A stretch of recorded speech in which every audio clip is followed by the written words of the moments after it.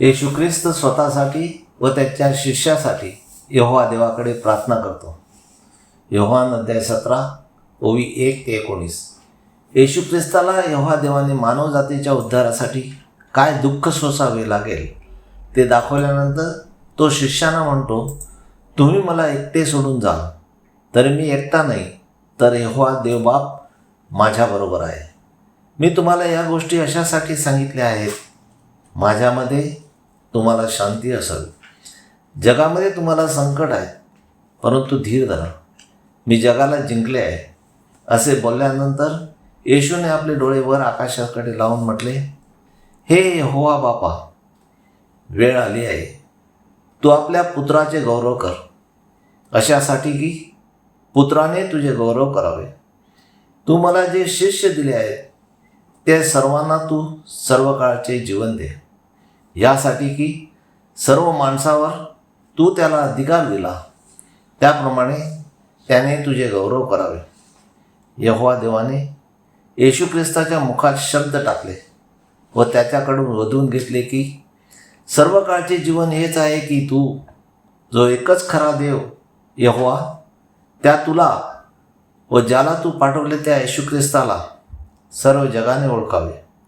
व ज्या यहोवा देवाने मला जे काम करायला दिले होते ते संपवून मी पृथ्वीवर यहोवा देवाला गौरविले.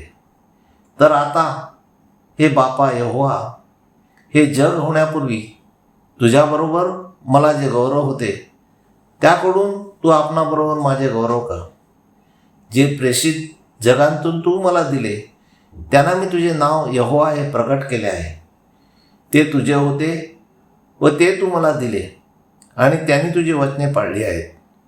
आता ते जाणतात की जे काही तू मला दिले ते सर्व यहोवा देव बापा तुझ्यापासूनच आहेत.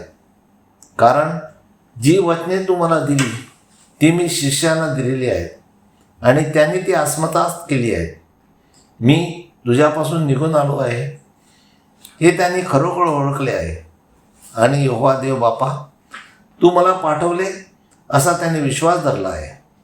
आणि त्यांच्यासाठी मी विनंती करतो.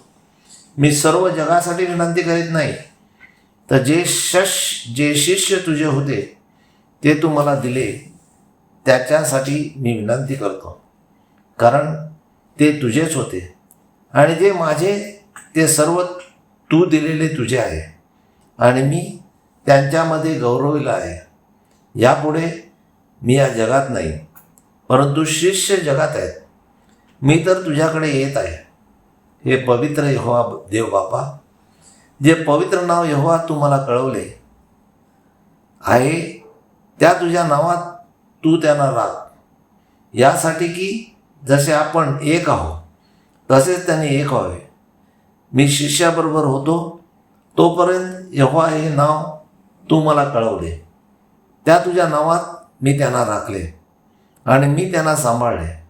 आणि जो नाशाचा मुलगा यहूदा इस्करियोत याच्या नावा वाचून त्याच्यातला कोणी नाश पावलेला नाही, यासाठी की शास्त्रलेख पूर्ण व्हावा. परंतु आता मी तुझ्याकडे येत आहे, त्याच्यामध्ये माझा आनंद पूर्ण केला जावा म्हणून मी या गोष्टी जगात सांगतो. मी तू दिलेला शब्द दिला आहे आणि जसा मी जगाचा नाही तसे तेही जगाचे नाहीत, म्हणून जगाने त्यांचा द्वेष केला. तू त्यांना जगांतून काढून घ्यावे अशी मी विनंती करीत नाही, तर तू त्यांना वाईटापासून राखावे अशी विनंती करतो. जसा मी जगाचा नाही तसे तेही जगाचे नाहीत. तू त्यांना खरेपणात पवित्र कर.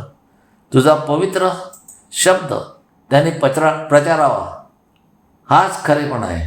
जसे तू मला जगात पाठवले तसे मीही त्यांना जगात पाठवतो.